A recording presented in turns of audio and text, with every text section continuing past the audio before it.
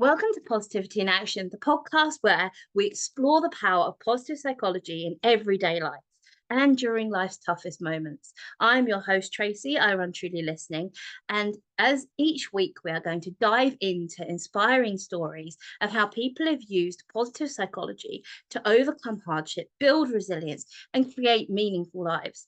From self compassion, personal growth, and to strength found in community, we're here to shine a light on positive practices that help us rise above the noise of negativity that's in this world. Thank you so much for tuning in. Let's get started. Hey everyone, and welcome to this week's episode. I am here with the lovely Nadine, and she is going to introduce herself and tell us all about her and what she's here to talk to us about. So go ahead, Nadine. Perfect. Thank you for having me today, Tracy. It's lovely to see you. So a little bit about me. So I am a mortgage and protection advisor.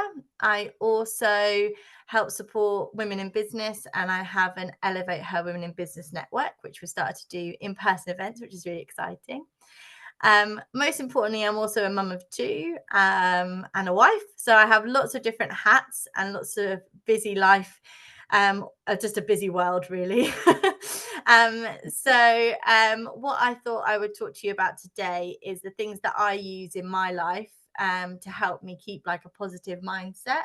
And even on the days where they're hard days, it just keeps me like a baseline of feeling okay, basically, so that I can then keep pushing on, keep doing all the things that I need to do, and hopefully bring some positivity to help my children as well. So that's really important to me. So I thought I'd talk to you about that today. Sounds absolutely brilliant. Thank you. So what is kind of like, where was your starting point? What got you started off on focusing on your mindset a bit? Yeah, sure. I have general anxiety disorder. I didn't get diagnosed with it until I almost self-diagnosed it a little bit, but the doctor confirmed it when I was about 18. I think in some ways I've always been anxious. I had an anxious parent, so I think it is a little bit ingrained from that way, but it definitely wasn't. It came on more when I hit like teenager into like adulthood. And it started to overwhelm me to the point where it never stopped me doing anything as such, but it would be constant fear of I had it in different ways, but like constant worrying about myself, worrying about different situations, that feeling of overwhelm, and worrying. I had it feeds into health anxiety with me as well. So it was worrying about my own health and how I was feeling, etc. So if we fast forward for a few years, I tried lots of different things, as lots of people with mental health disorders do. You have to try lots of different areas to find things that work for you. And there's definitely not one size fits all, I think, with anxiety or any other mental health condition. I tried counseling, and I never took medication. That was a choice that I made, although the doctor offered me it. The one thing that worked well for me was I had a few sessions with a clinical psychologist, which gave me some tools to be able to help to understand my anxiety. So that was important for me to understand like the triggers for it and why it's happening. And it's actually just your brain looking after you, but yet we fight it so much, and it actually makes it worse when you actually accept it and just understand those feelings. That actually makes your life easier. So I think that was a good start, but actually I then had to put some tools in place, because with anxiety, or you can manage it, but it is part of you, so you have to accept that it's there all the time. So that's where I started to take a step into like positive psychology, like kind of methods of things that worked for me, really. So that was kind of my journey into it. You are right. It's anxiety is one of those things that we really fight, and that we kind of label as in, oh, we shouldn't have it. But no, it's part of us, and it is, managing it is kind of really important. It's deciding that you're going to manage it and not try to get rid of it. Yeah, 100%. Yeah, definitely. And I also made the choice not to avoid any triggers that I knew that I had, and I'd actually just be aware of them. So then I would know that, oh, my anxiety would be bad the next day, but actually I'm very aware of myself, so I know that that's caused that. So that used to help me to understand it. So it's all about understanding and then finding ways to just minimize that level, I think, is like the main thing. Yeah, no, I'm with you 100%. I have anxiety and have for like since I was teenagers. I think a lot of us get that with the hormone influx as well. Does not Yeah. help. Definitely But not. didn't recognize what it was till I was a lot older, and the amount of time I wasted trying to fight against it or feeling guilty that I was feeling that way. It literally was a spiral. So there was just no kind of, I was stuck in that space. What have you found kind of your most, what do you regularly use? What's your kind of more So powerful thing? there's a couple of things that I did that really helped me and I always go back to. So the best thing with anxiety is prevention rather than cure. And it is hard because life is so busy and I'm not perfect at it. I will not put my hands up and say I do this every day, but I am pretty regular at it. And if the first signs that I notice my anxiety starting to go up, I will start bringing it in stronger. So a couple of things that I do a lot of things with mindfulness. So just being in the moment, because with anxiety, your brain is just everywhere. So just to like stop. And one big part of that, I do meditation. I've done courses and things so that I understand how to do it. It takes a lot of practice to get your mind to like stop racing off in about 30 different directions. But I physically feel different from when I go in to a meditation to when I come out, and I only have to do like 10 minutes a day, and I do feel a lot more grounded, a lot more like just the level is lower. So I just feel like I can take on more and I'm not up here panicking. I can feel like my heart rate drops and all of those things. So it definitely has a good physical change to me when I do it. You can just do guided meditations on Spotify when you first start it. That's a really good way to get into it. And there's some really good ones that are like sponsored by Spotify. So you know that they're like valid, like they're going to be lovely ones to listen to. And I kind of dovetail that with gratitude as well. So there is a lot of evidence around it that anxiety can't live with gratitude in the same space, which I'm sure you know loads about and you could talk for ages about. But when you're feeling thankful, you're feeling loved, you're feeling safe, and the gratitude brings that out of you, those emotions, that relaxing, those hormone changes in you, then I think that then reduces that anxiety. So I do gratitude every day, just a little journal. I'm sure you've seen them all around. You can just do like 3 things. I like the ones with the pictures. I think gratitude is one of those things that it is so undervalued because it's so widely known. But if you start picking it up every single day and, not even just the 3 things in the morning, but just literally setting an alarm on your phone once an hour, what are you grateful for? So you start having that awareness all day. It's such a powerful thing, especially with anxiety. It's, I don't think you can feel your brain quite as much when you're focused on all the good things. Exactly. Yeah, 100%.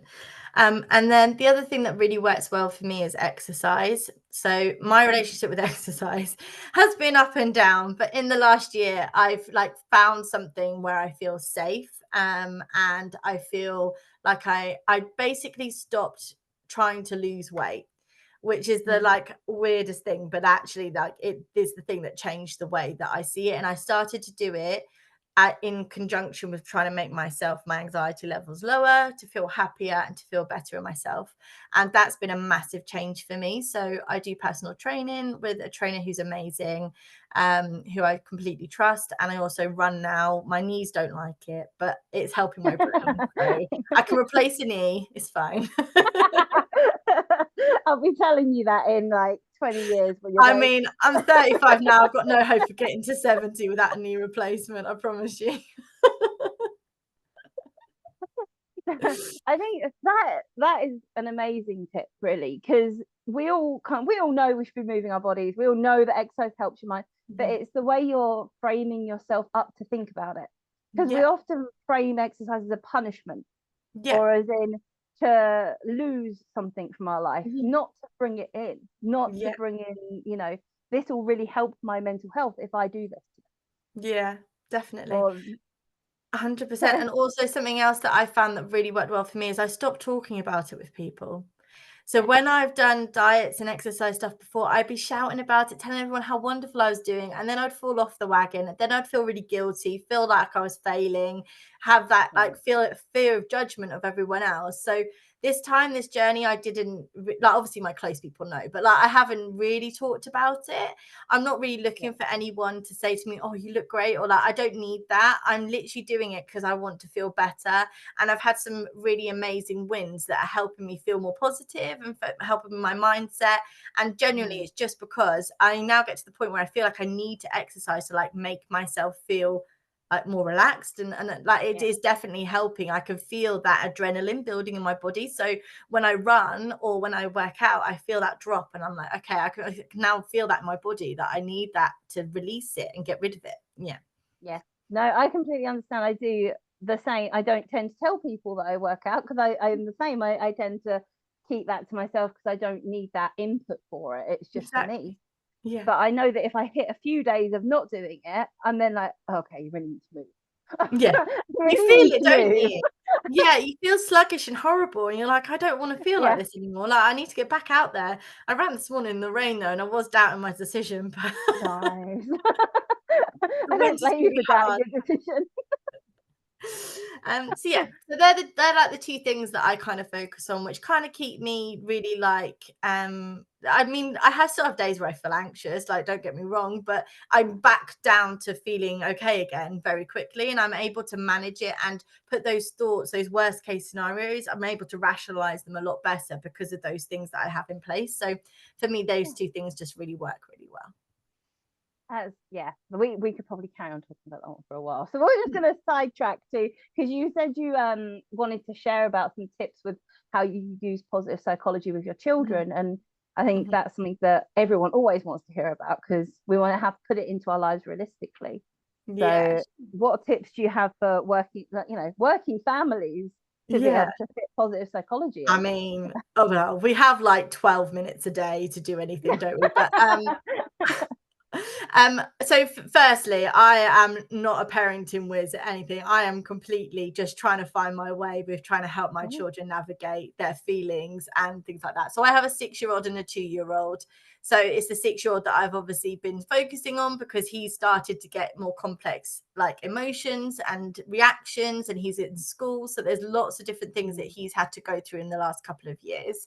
Whereas my 2-year-old's a bit wild still, but she sees all the things that I do with him, and she is actually starting to copy some of the things that we do. So it is starting to build things in. So a couple of things I do with him, which kind of help. So I do affirmations with Isaac. Hello. Jesus, we're getting invaded. Yes, okay. So affirmations with him, we do positive ones and I do silly ones with him. So the way that I get him to do positive affirmations and thinking about good things about himself and the people around him, I kind of bring gratitude into it a little bit. But we do some funny ones like, oh, you're smelly or whatever. And then we do some like happy ones, and we'll say like, I'm clever, I'm kind, I'm loved, I love my family. And like we've done it so much now, he does it. So I used to start off by doing it like with him and he'd say it with me. Now he could reel off like 5 that he thinks about himself. So if you asked Isaac like, oh, can you tell me your affirmations for today, he would like start off with the funny ones because that's just how he is. But then I'd be okay, let's do the good ones too. And then he would like tell you like, I'm kind, I'm caring, all of those things. So those for him, he comes out of it and he's always smiling. And I think those little things just remind him that he is a good person and that he's caring and all of those lovely attributes that you don't get to tell your child that often because they drive you up the wall, don't they? So it's just a moment to be able to like say like lovely things to him and him to remember that he is such a lovely boy.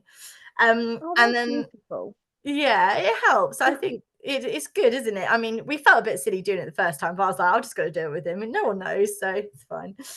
And then the other thing I do with him is I do cosmic yoga, which is a YouTube thing. There's also Danny Go as well, which is a slightly different, which he loves as well. But cosmic yoga is basically yoga for children. It's a lady that does it. It's an amazing business. Whoever she is like amazing. And basically they put yoga moves into stories for children. So Spider-Man, Minions, Bluey, you name it, she's dressed in all these funny things. But Isaac really connects with it, follows all the movements. So it's movement anyway. And it's basically like mindfulness because you're just focusing on the moment and doing the moves. So it's my way of bringing that calming time with him, where he's not in front of a TV or a screen doing just like taking information. He's actually moving his body as well. So that works well with him too. Bless him. How do you find the time to do those? Do you have them as like set things, or do you do them kind of whenever you so affirmations we do in the car a lot when we're on the way to pick up Amelia from nursery, on the way to school, whenever we're there. We tend to do like a little like a Disney, I'm letting out all my secrets now. We do like a Disney singer song. We do Disney singing, and then we do some affirmations afterwards. We do some happy time basically when we're in the car. I just find it easier, and I think for him, he finds it a bit more relaxed. So I'm not like standing in front of him saying, "Tell me lovely things about yourself." We just shout him out like in the car, like he likes that. I then do cosmic yoga with him when he gets back from school, as I find it is a good time for him to decompress. If we don't do that, we tend to get like emotional deregulation in the evening. But if he's tired and he's had a lot on, like school is a lot and they get so overwhelmed, actually having that 10 minutes out just to like relax his body and his mind, I think it does definitely help. So we do it then when he comes back after a snack. Obviously. Obviously, God, yeah, don't put it in the wrong order. The snack was like an extra meal. I think it's interesting to me when people put it in, because I know as mine are 20 and 18 now, which is just ridiculous. But different world. Different world. But I know that the times that they want to talk most are those indirect times. So like in the car is normally the one where I hear all about things. I think, how did I miss this? In those moments where they'll tell you everything is in those indirect spaces. And the fact you're using those now at 6, by the time he gets to teenagers, you'll be well used to chatting in the car. Yeah, exactly. I just want him to feel like he can talk to me. So I want that open communication with him. So I think by being silly and doing positive things with him now, hopefully we can keep them going for as long as possible. And I know teenager will start at some point and he'll try and push me away, but I'm going to be stuck there getting him to dance around the kitchen with me and sing with me and whatever else, and I cannot sing, so he'll probably ask me to shut up. But yeah, I just think like having that open communication with children is just really important. So doing those sorts of things, keeping their minds happy, really, that's the main thing. Yeah, at the other end of it, it is, having that open communication is one of the best things that I've kind of found as they've got older. And even now, sometimes it's too open. And I'm like, I don't want to hear this. No. Please tell me that. but it's definitely worth keeping those kind of chains open with them. And I think that's a really good way of doing it. So thank you. If anyone was wondering what we were giggling about and can't see the image, my cockapoo Luna had decided to come and sit with us halfway through that discussion and really disturb us. It's fine. People like that. Oh, we are starting to wrap up, so I'm gonna throw this one at you, which everyone always loves. What recommendations do you have for, like, if people want to just start off from the very beginning and they don't know where to go, where would you kind of point them, apart from at me, obviously? But obviously you first. Obviously. Okay, so a few things then. So I think if you feel that if you're at the start of like understanding that you have anxiety or something like that, I definitely recommend speaking to a psychologist to understand why it's happening, what your triggers are, because I think when you understand anxiety, it's a really good starting point. And then I think when you're trying different things, I think you have to find things that work for you. But if you were looking to do like mindfulness, I definitely would use Spotify guided meditations. I also listen to a guy called he's called like the Mindset Mentor, and he does just like 10 minutes of like gratitude pieces, things to make you feel good about yourself. It's annoying he's now sponsored, so he does have like the adverts now, which is a bit annoying. But yeah, he is quite good. He is quite nice to listen to for those 10 minutes. You can also find other things on like Spotify that are similar to that. It's like positive mindset type podcasts. Also like The Happy Place and Fern Cotton, she does some good stuff on her Instagram. I listen to her quite a lot as well. So those sorts of things would help. Thank you. And thank you for coming on today. Thank you for joining us. I hope that everyone else has found this as interesting as I had. I couldn't wait to get Nadine on here. So Thank you.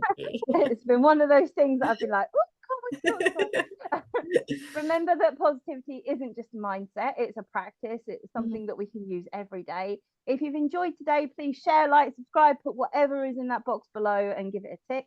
And I cannot wait to hear you. We'll see you all again soon. Bye. Bye.